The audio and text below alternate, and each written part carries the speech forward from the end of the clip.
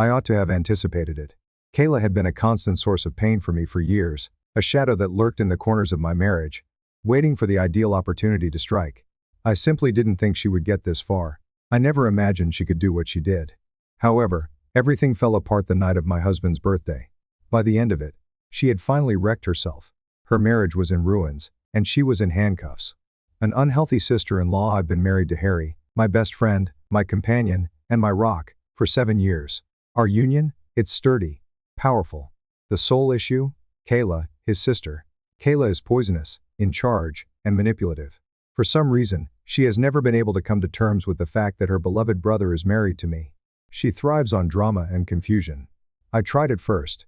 Yes, I did. I wanted to be on her good side and get along with her. But she always managed to make me look bad, regardless of how hard I tried. Every time I was there, she would bring up Harry's ex-boyfriends, as though it were her perverse little game to compare me to them. She would unexpectedly invite his ex-girlfriends to our family dinners, claiming it was a hilarious coincidence. What's the worst? She watched me all the time. She was always the first to see my stories on Instagram, even though she didn't follow me. She would rush to Harry and whisper in his ear that I was acting inappropriately on the internet, if a guy even commented on one of my pictures. Knowing exactly what she was attempting to do, Harry and I would laugh it off. When she advised him to end our relationship because she could find him someone better, I wasn't laughing, it hurt. I had only ever shown her kindness. The wedding mishap. When Harry and I became engaged, she started acting more aggressively. Except for her, everyone was ecstatic when we made the announcement. She sat motionless and silent for a moment before hurriedly leaving the room.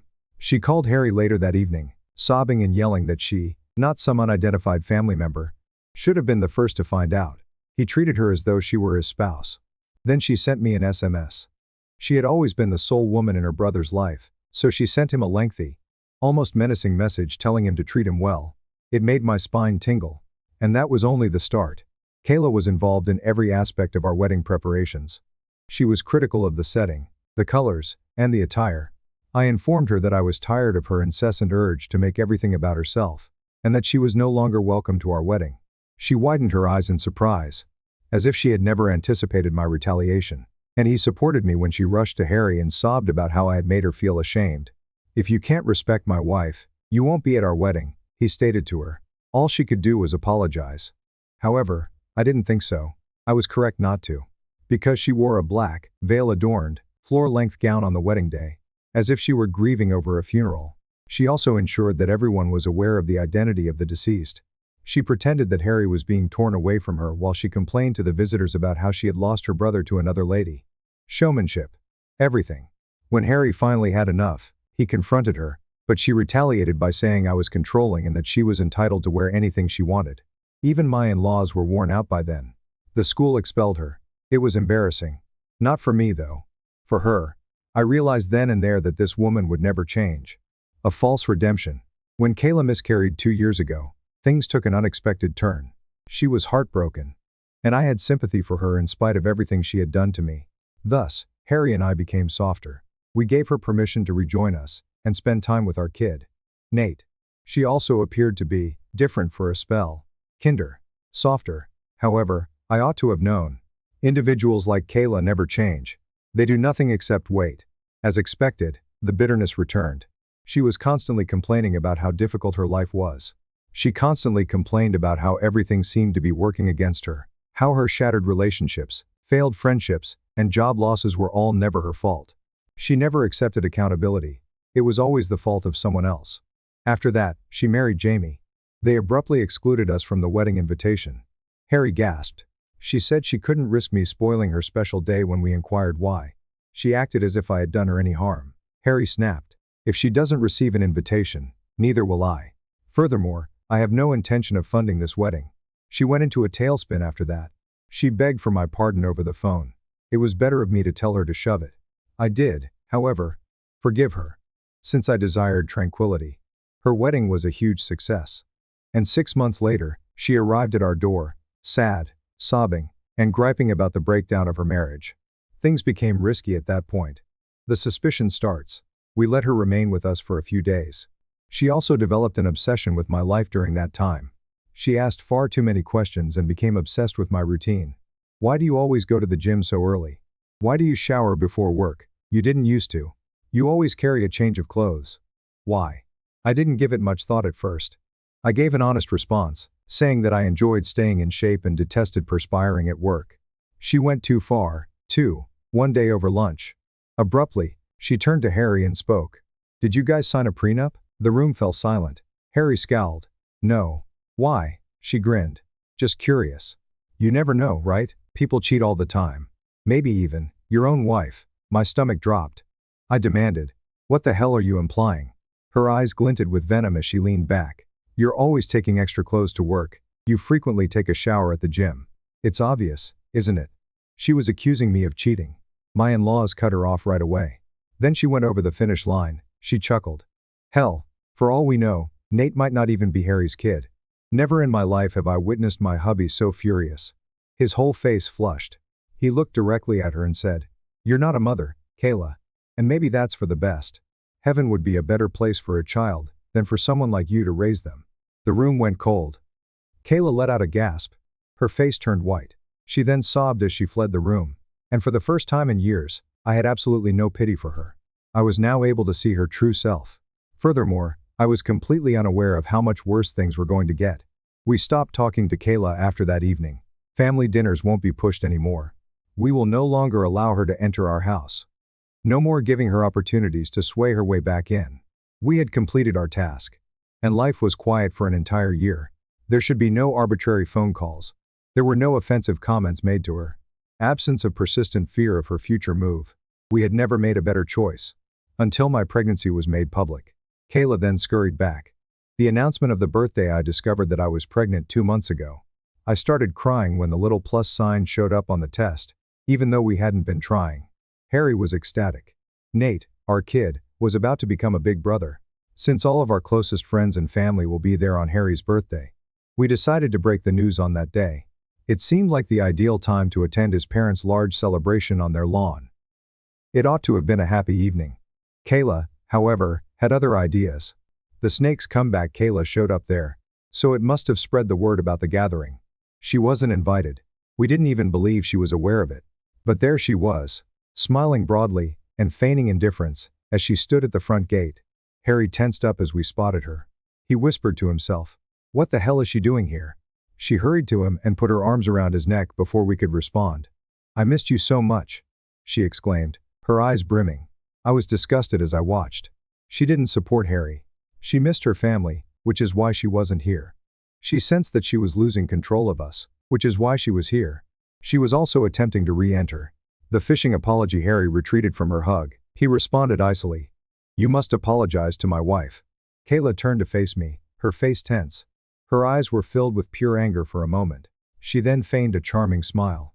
She said, I am so sorry, in a voice that was brimming with hollow sincerity. I was going through a difficult time. I've been in therapy. I see now how unfair I was to you. I didn't think any of it was true. Nevertheless, I nodded. It's not that I pardoned her. However, I didn't want her turmoil to spoil Harry's birthday. We'll kick her out if you're uncomfortable, my in-laws said as they drew us apart. Harry and I looked at each other. We had been striving to maintain harmony for years. We were making an effort to avoid taking center stage. We wanted one night away from the middle of the mayhem for once. We therefore let it go.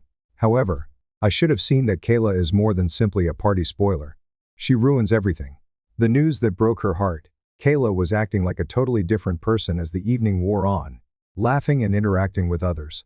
Something didn't feel right. As if she were trying. I hoped that she had changed.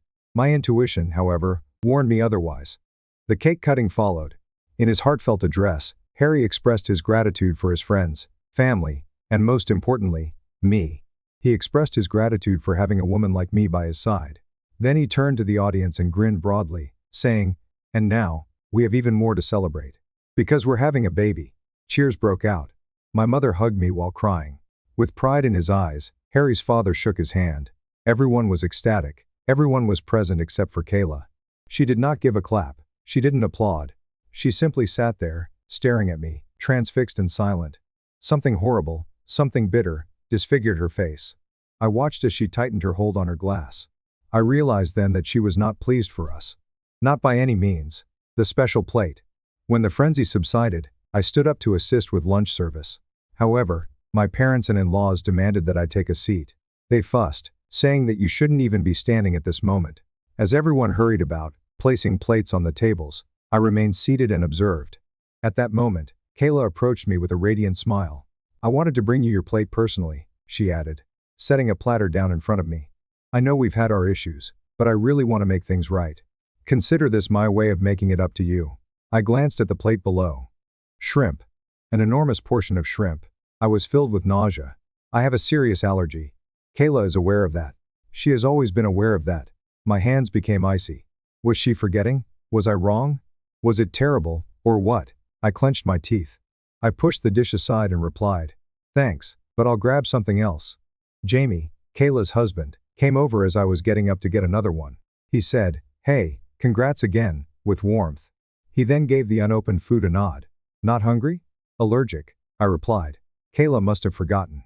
He gave a shrug. "Oh well, I love shrimp. I'll take it." Suddenly, he grabbed my plate and began to eat. Kayla observed him. Unreadable expression. She remained silent. The collapsed Jamie began to gasp 5 minutes later. His cheeks flushed horribly red as he gripped his throat. Chaos broke out in the room. Kayla screamed and ran to him. "Jamie?" His eyes were wild with dread as he staggered back, choking. People let out a shout. Someone dialed 911. In an attempt to keep Jamie upright, Harry grabbed him. My heart was racing as I stood motionless. Then Jamie passed out. The understanding he was hurried to the hospital by paramedics. Kayla was crying hysterically and was distraught. But I came to a terrible realization as I stood there, looking at the plate, my dish. Jamie was experiencing more than a simple allergic response. He was poisoned. What about that plate? It was intended for me. I almost puked. Had I eaten it? Had I even tasted it? I could have lost my child. Or worse, I may not even be present. Kayla too. Kayla herself had given it to me. The beginning of the investigation, too scared to return home, my parents and in-laws stayed with us as we awaited Jamie's progress. Since we were all aware of the reality now, this was not an error. It was not a coincidence. And if the police began questioning you, they'd have to hear it all from me. Jamie was not the intended recipient of the plate, among other factors. It was intended for me. Kayla too. She was no longer only poisonous. She posed a threat. That night, I was unable to sleep. My body was paralyzed with fear as I lay in bed, staring at the ceiling with my mind racing. Jamie was hospitalized. I had intended to receive the plate. Kayla, too? Kayla had attempted my murder.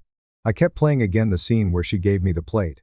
Her phony grin, her emphasis on putting things right, and the way she kept such a close eye on me as if she were waiting for something to happen. Jamie then picked up the plate. Kayla had remained silent. She hadn't intervened. She had not even issued a warning. Since she was aware.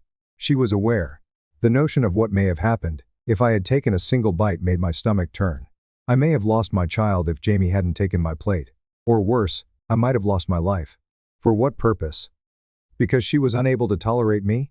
Because she desired her own brother? Was she unable to cope with the news that I was expecting a second child? I was ill. I was aware that this was not the end. The beginning of the investigation. The police arrived the following morning. In order to piece together what had transpired, they were gathering statements. And I was aware of my obligations. I told them everything. I was surprised by the way Kayla handed me the plate. How did she know I had an allergy?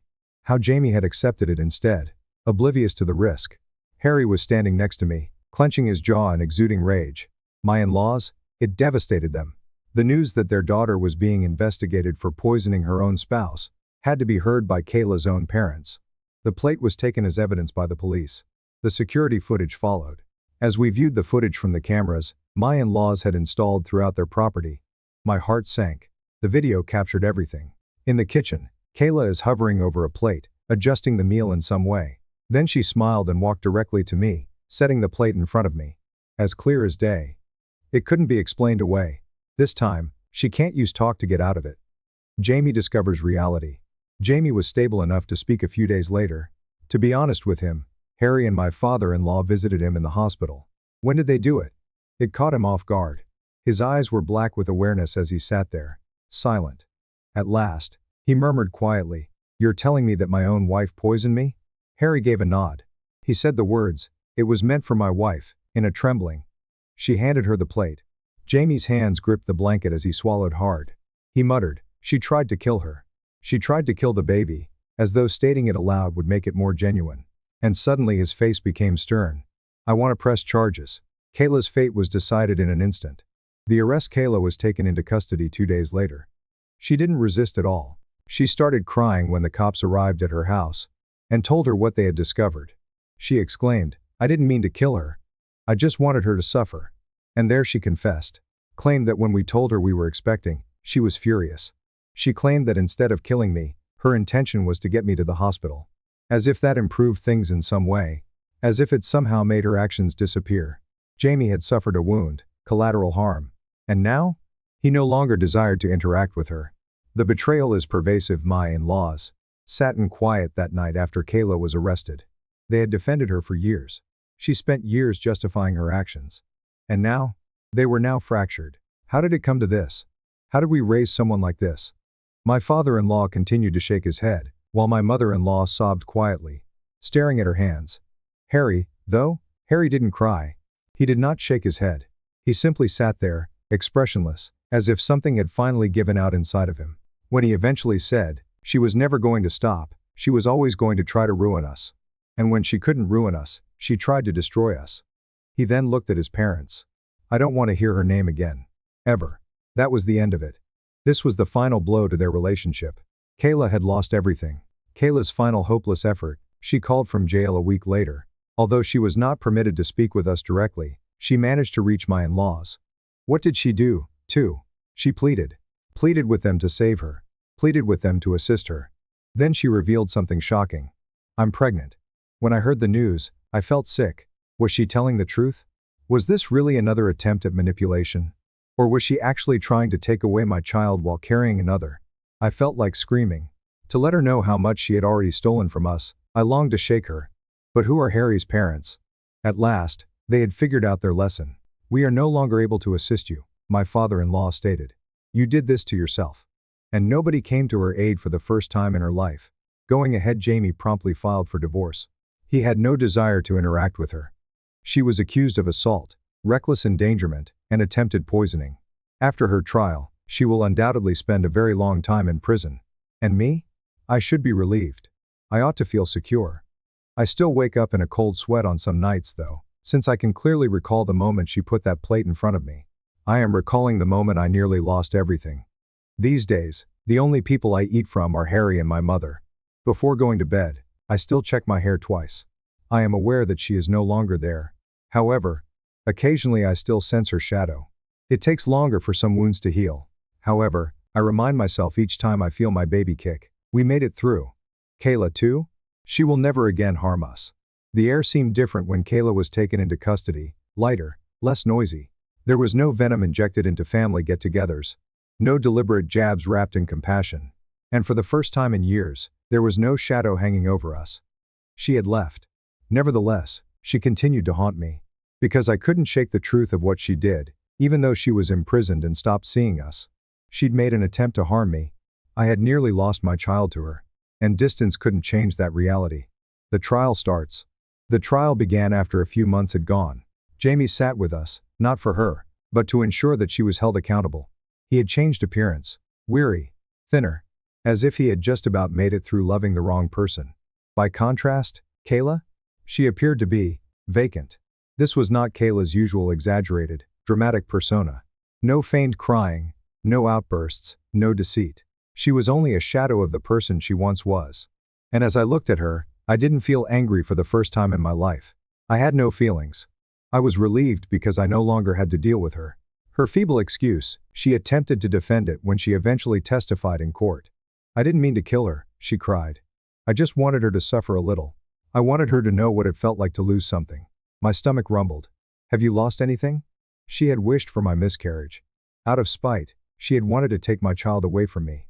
I held Harry's hand so tightly that my knuckles went white. Because hearing it aloud, despite my best efforts to prepare myself, listening to her publicly acknowledge it, something inside of me broke. The decision. The evidence was overwhelming. I watched the security video. Her own admission. Jamie's account. The jury arrived at a verdict quickly. Kayla was convicted on several charges, including attempted assault, tampering with food, and reckless endangerment. She received a prison sentence of several years. While the judge read the punishment, her parents sat silently. Tears filled my mother-in-law's eyes.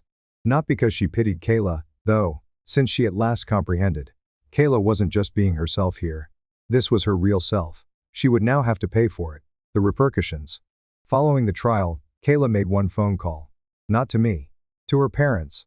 After giving birth, she pleaded with them to come visit, send money, and look after her child. However, they refused to give in for the first time in their lives. "You made your choice, Kayla," replied my father-in-law.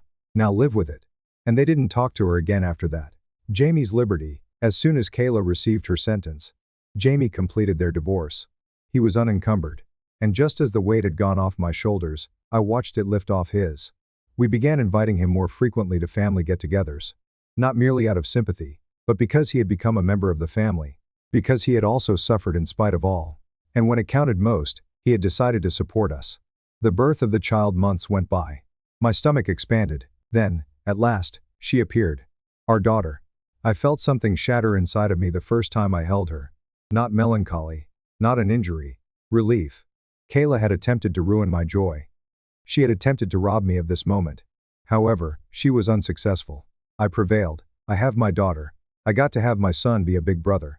My family was still intact. Kayla too? Kayla will never see my child. She was never going to hold her. Don't ever meet her. As she had done to so many others, never whisper poison in her ears. They obliterated her. An apparition from the past. And I felt calmer than ever before. Life without her. Someone asks me if I'll ever be able to forgive her. If I ever get in touch with her after she's released from prison. The solution is straightforward. No. Because second chances aren't always the goal of forgiveness. Forgiveness can sometimes mean letting go. I have, too. Kayla is no longer in my life. I only tell stories about her. A caution. A reminder that certain people are unchangeable. Is that the best course of action for you? Walk away, close the door, and don't turn around. The healing process took time. It's time to get over your phobia. The what-ifs should be put on hold. What if Jamie hadn't taken away my plate? What if I had just a single bite? What would have happened if my daughter had never been born? In the silence, these ideas tormented me. When I lay awake at night, listening to my baby's gentle breathing next to me while I stared at the ceiling, they infiltrated. However, they eventually faded.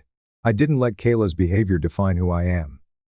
She had attempted to rob me of everything. However, she was unsuccessful. And now she was in a prison cell, decaying. She had attempted to ruin my life, and I was living it. Kayla's last words. I received an email a few months after the birth of my daughter. Who sent it? Kayla. I opened it after a lengthy moment of staring at the screen. It wasn't long. I heard you had the baby. I hope she's healthy. I hope she's safe. I never wanted to hurt her. I didn't know how to stop myself. I don't expect you to forgive me, but I do regret it. That was it. I have no significant regrets. Don't beg. No justifications. Simply say you're sorry. I've read it once. I then removed it. I didn't need her to apologize. She didn't have to explain what she had done to me. I simply needed her gone. And now? She was. Jamie's fresh start. Jamie found his own method of recovery. He resumed dating, but warily and gently. And we were truly delighted for him when he at last met someone nice and kind. Since he merited it. He had spent too much time enmeshed in Kayla's drama. And now he was at last free, just like us. The grief of my in-laws never paid her a visit. They made no mention of her. However, I occasionally noticed the melancholy in my mother-in-law's eyes late at night when she believed no one was watching. Despite everything, Kayla was still her daughter. And it was still a loss to lose a child, especially one as damaged as Kayla. However, they supported us. Instead of allowing her, they decided to keep us safe. And I would always be thankful for that. Our family is complete once more. One night, my son nestled up next to me while I rocked my daughter to sleep. He said, "Can I tell her a secret?" I grinned. "Of course." He whispered as he leaned in and pressed his lips to her little ear. "I'll always protect you." My eyes were scorched by tears. Because I knew at that very instant. The cycle was disrupted. Kayla's introduction of gloom into our lives. It was no longer welcome here. Kindness would be instilled in my son. My daughter will learn about love as she grows up. And the lady who had attempted to destroy our family would never have to be known to any of them. The final farewell. Kayla is going to spend a lot of time behind bars. But even when she leaves, our lives will never be the same without her. Since certain betrayals are unforgivable. Not all wounds are worthy of second chances. And a few individuals? They are no longer eligible to be referred to as family. Thus, our narrative comes to a conclusion here, in harmony, with joy. It was difficult to live without her presence. And there is no other way I would have it.